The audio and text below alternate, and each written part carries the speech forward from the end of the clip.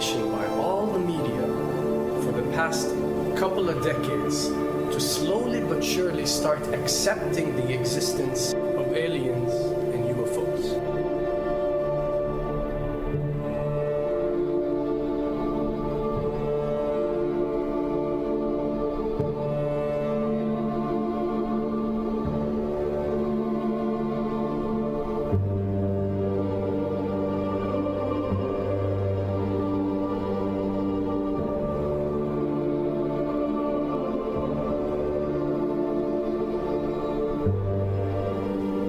I can tell you right now that 99% of every UFO sighting that has ever taken place has actually not been an unidentified flying object, because this has always been military technologies.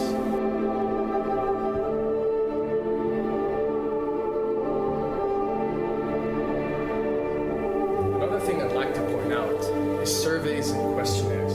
You know, we get surveys and questionnaires all the time, sent out by the state or by the government or by our rulers and our officials and so on and so forth.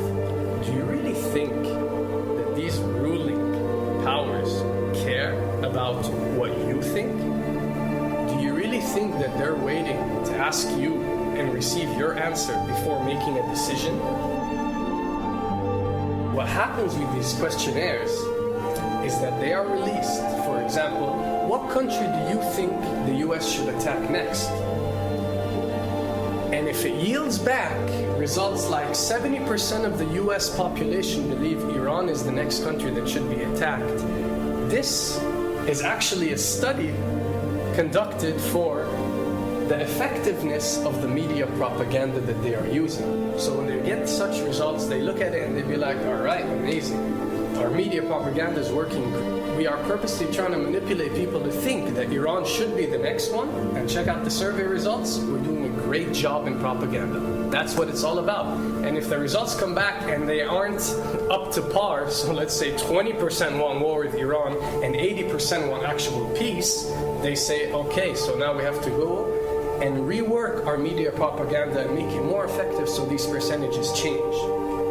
Why am I saying this? Because of the UFO phenomenon. Since the 60s, the amount of people who believe in extraterrestrials have skyrocketed, and they're only increasing day by day in our modern world. This only confirms the success and the plans that are taking place to first manipulate you to believe in UFOs, and second, to conduct a UFO attack that is going to force the whole world to unite to fight off this enemy and accept the New World Order. A former Canadian government official is warning we may be on the verge of intergalactic war, saying, quote, the Bush administration has finally agreed to let the military build a forward base on the moon, which will put them in a better position to keep track of the comings and goings of visitors from space, and to shoot at them if they so decide. I was introduced to the late Dr. Wernher von Braun in the U.S., the father of rocketry. In my first meeting with him, during that first 3.5 hours, he said to me, Carol, you will stop the weaponization of space, because there is a lie being told to everyone that the weaponization of space is now first being based upon the evil empire, the Russians. There are many enemies, he said, against whom we're going to build this space-based weapon system, the first of whom was the Russians, which was existing at that time. Then there would be terrorists. Then there would be third world countries. Now we call them rogue nations or nations of concern. Then there would be asteroids. And then he would repeat to me over and over, and the last card, the last card, the last card would be the extraterrestrial threat. As a military strategist, as a person who worked on the MX missile, which I did later, he said, you will find that there is going to be a spin to find some enemy against whom we have to build space-based weapons, and now we should expect the spin. And that's the formula, except that it's all based on a lie. A supersonic saucer. Called the Silver Bug, it was truly revolutionary. The plans show in detail a multi-jet engine craft that boasted amazing maneuverability and speed. It's an intriguing thought that this concept may tie in with the work of the German scientists who brought saucer technology to the US at the close of the Second World War. What was needed were certain cover stories. What do you do when people are spotting aircraft and then telling reporters that they've seen something very unusual flying out of an airbase in Nevada? And frankly, this was the origin of a lot of the sightings that took place in the mid-50s, 1954, 55, 56, of unidentified flying objects, the UFOs. So the CIA was involved in encouraging people to believe that, yes, they saw UFOs, and the CIA and the military tried to be very helpful to reporters to get these stories out, to divert the attention of the country, and particularly the people in this region, about what they had actually seen. Mexican Air Force pilots capturing on videotape what are said to be 11, count them, 11 UFOs. The Mexican Air Force has released a video that some of you are going to find difficult to believe. A journalist says it shows images of UFOs tracking a Mexican military plane. So what's the truth about UFOs? The story of successive attempts to develop radically new forms of flight, conducted under the strictest secrecy, is inextricably bound up with our relationship with UFOs over the last 60 years.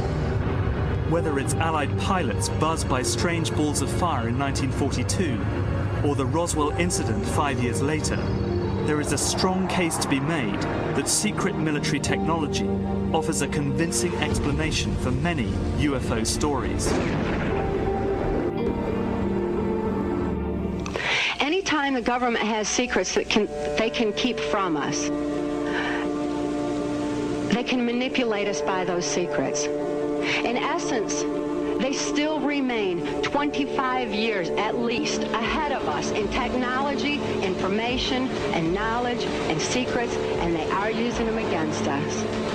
I heard over the years many times over that the plan to usher in the New World Order would be to make all the people in this country and around the world feel totally helpless to prevent the New World Order from occurring, this world dominance plan, by saying that we had been invaded by aliens, so that we would say, oh, please, UN, come in and help us all.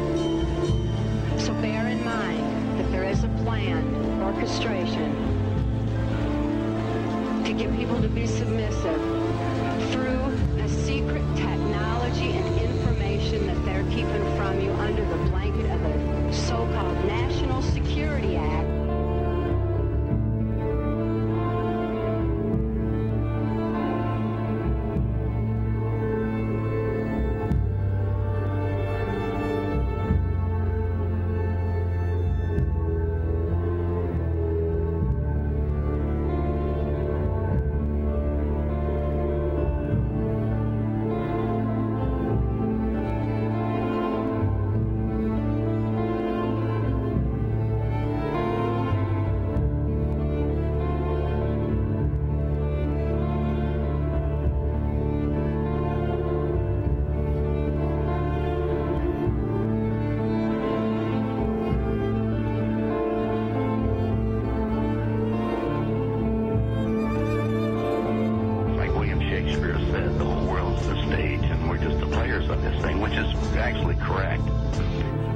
Perhaps we need some outside universal threat to make us recognize this common bound. I occasionally think how quickly our differences worldwide would vanish if we were facing an alien threat from outside this world.